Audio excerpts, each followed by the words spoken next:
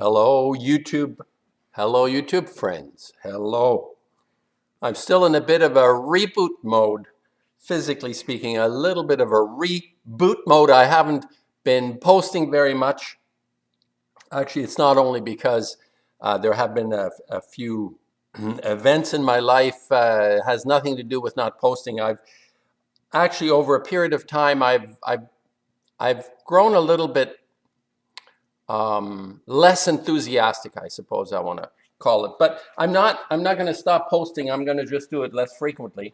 And it's not like I've developed a huge base, a huge following like Amazing Polly or SGT or Owen Benjamin. Now there's a character. I beware of Owen Benjamin being so forthright and dogmatic with his position. Whenever people get that dogmatic, I start to get the EBGBs. The thing is that certain people have great things to say, but then it gets bogged down.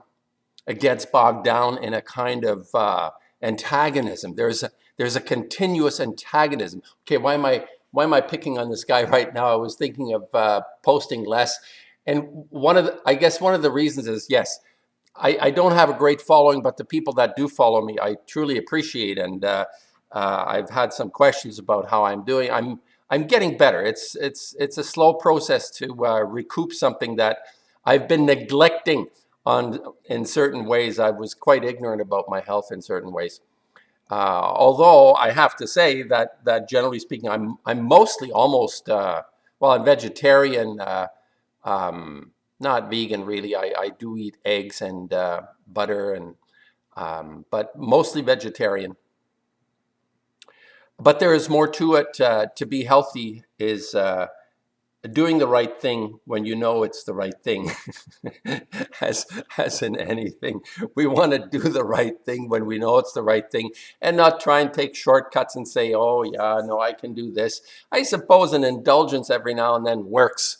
It kind of works, an indulgence, but if it's more than just a sporadic indulgence, it can get come back to bite you in the ass, and I think that's what's happened. But yeah, what was I saying? My videos are basically fundamentally about driving spirit. My nature is such that I deal with a large portion of my existence is dealing with anything that is not the material world.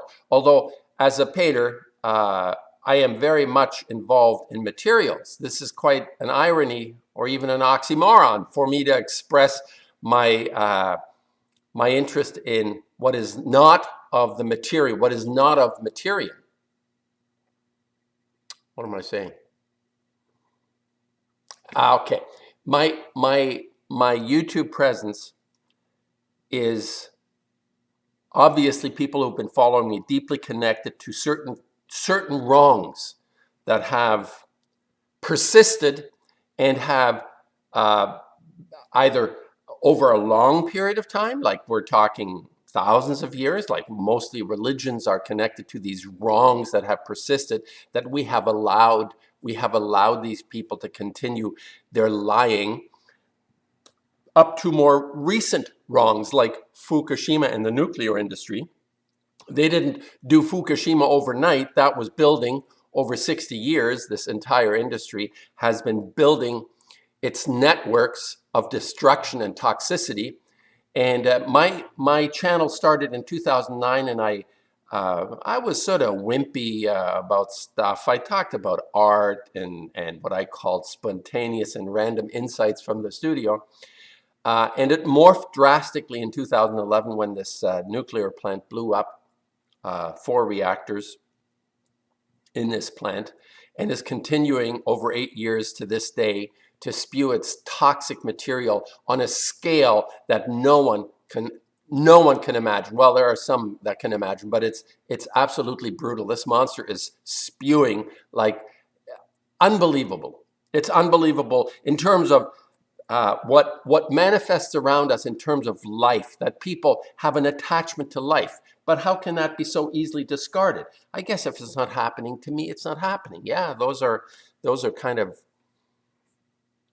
I don't know what those are. Those are mantras that people in their heads, they may not say it loud, but if it's not happening to me, it's not happening. Well, one of the great things about doing art is to project oneself. I project myself into circumstances that I don't ordinarily want to think about or would think about or have always wanted to think about, and then I actually go ahead and do it, especially as it relates to beauty. Beauty is an amazing aspect in terms of art. I like to introduce elements of beauty even in my desperate states. I think it's something that is seductive. Beauty has always been something very seductive for for people.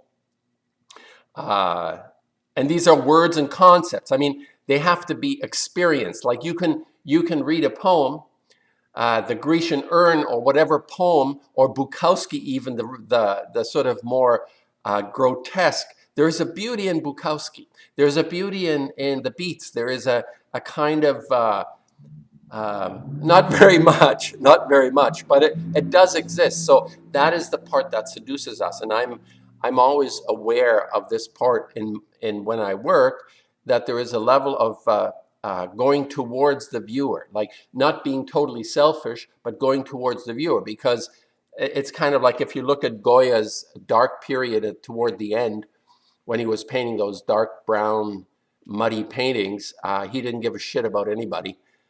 He just let things emerge, come out of his awareness. He, of course, was firsthand witness to the Peninsula War and the atrocities committed during that war. The Napoleon coming into Spain and Portugal, kicking the shit out of everybody, and it was just brutal. And his response to that is similar to, I would say, my response would be similar to Fukushima. Maybe I'm not as gifted. Maybe I'm not as gifted as Goya, but there is a temperance within me because I've realized over this 8-year period that hammering people over the head doesn't work. So I've shifted somewhat. People might have recognized this in my posts, that I've shifted somewhat. I'm not hammering.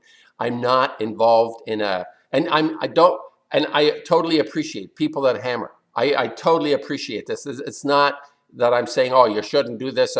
No, people, go ahead. It's like you have a direction, follow it through. I'm just, for myself, I realize that there is an order for me to get attention. Well, no, I got to be a bit seductive. I'm not in the position of Goya. I don't know if I want to be in the position of Goya. But anyway, I'm going to keep this fairly short. I'm not gone. I'm going to post. And driving the spirit is what I'm interested in. And people that I will occasionally criticize, some of the people that appear to me to be, as much as they're saying the right things, projecting the wrong things. It's kind of like the Peterson story, where a great number of probably even younger people identify with this person's with his words, with his ideas. But underneath these words and ideas, like go back to my Gabor Mate video. It's a bad soundtrack, but you can go to the original. I have it linked, where Mate identifies the problem with Peterson, and that is his extreme rage that is underneath this voice, this repressed voice. He senses this. I mean, sensitive people are sensitive to stuff like that. I mean, Peterson is so completely convoluted in his vocal cords. You can hear it. It's like he's struggling to produce. That even hurts.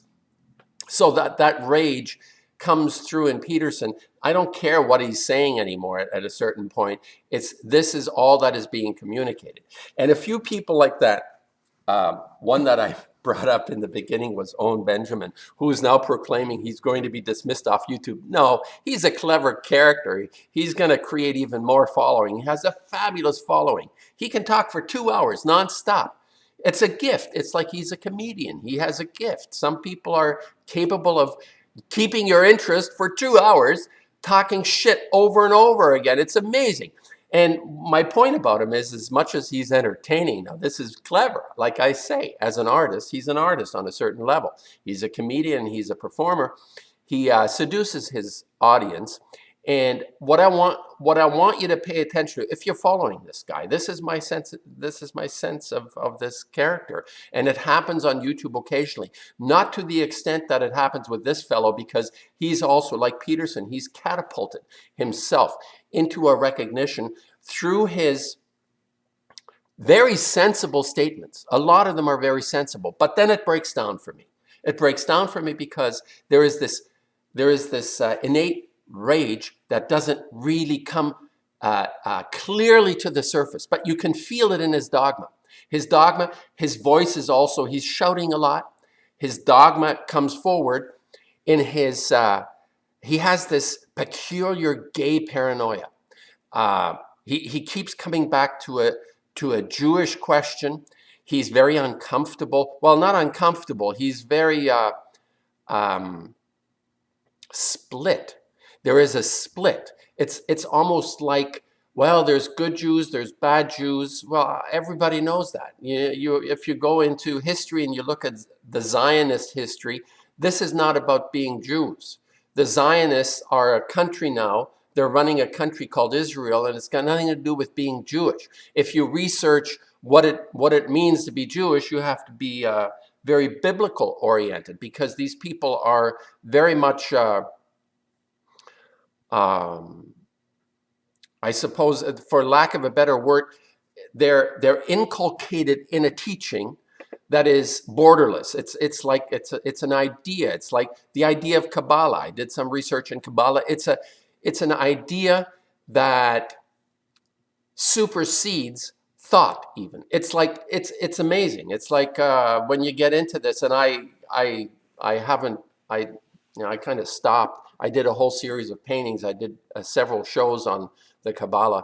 But the question, you see, the simplicity with which a person like Owen Benjamin reduces everything. There is a reductivist attitude that he presents that is quite dangerous, and it gets lodged in dogma as well. He's got this Christian side to him. He's got this paranoia for being taken over by a gay community, and he's extremely vulgar about it. I mean, in every society, the straight or gay, you're going to have vulgar barbarians practicing what they call themselves to be. It's like, if you're straight, you can be, well, not you can be, it has been primarily a heterosexual world that has decimated this planet on every level. It doesn't mean they exclude all other races or all other proclivities.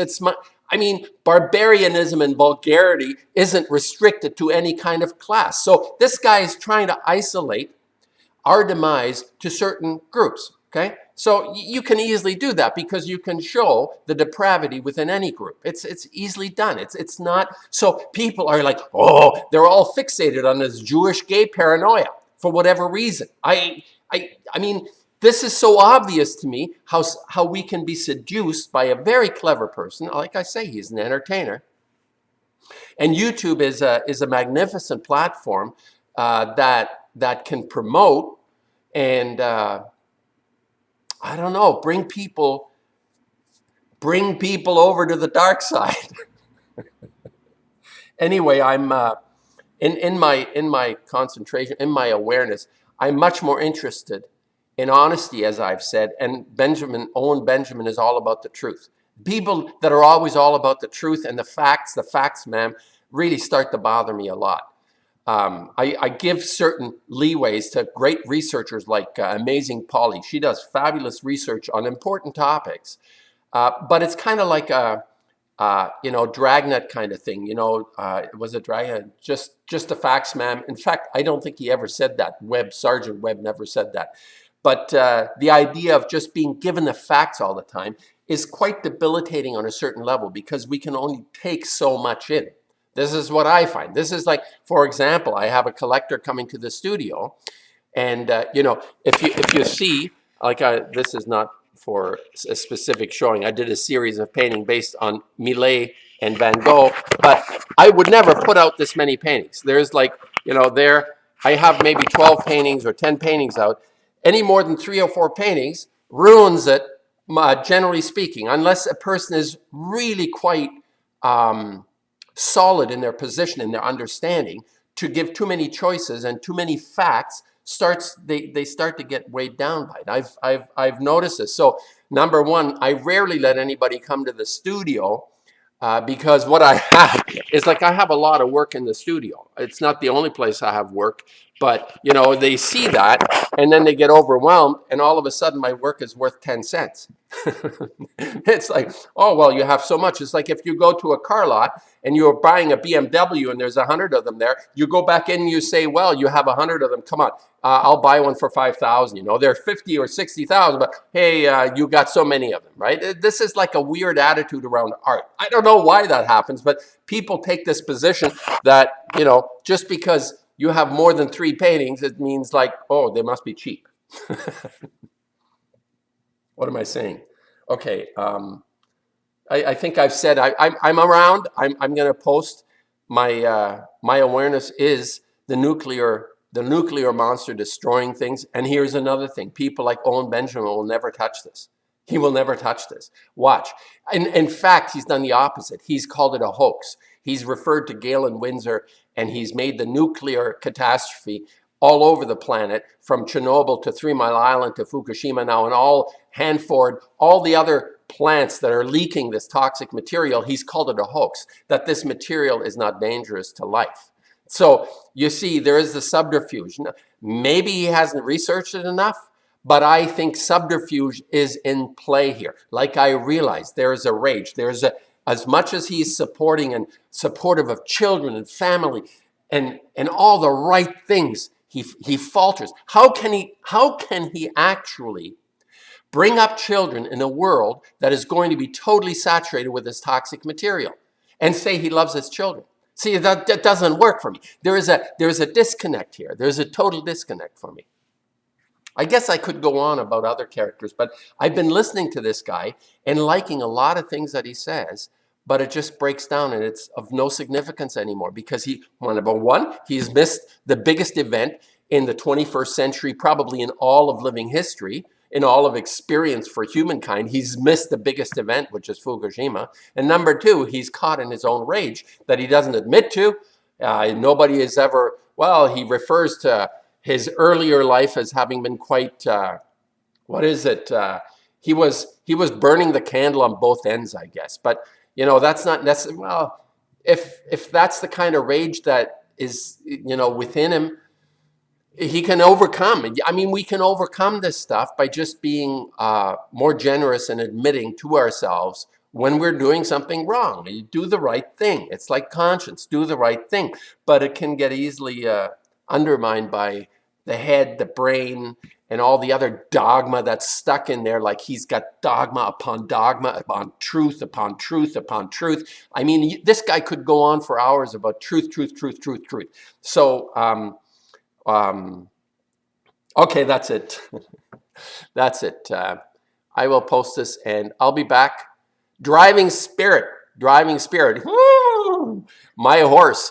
I'm going to drive my horse spirit along.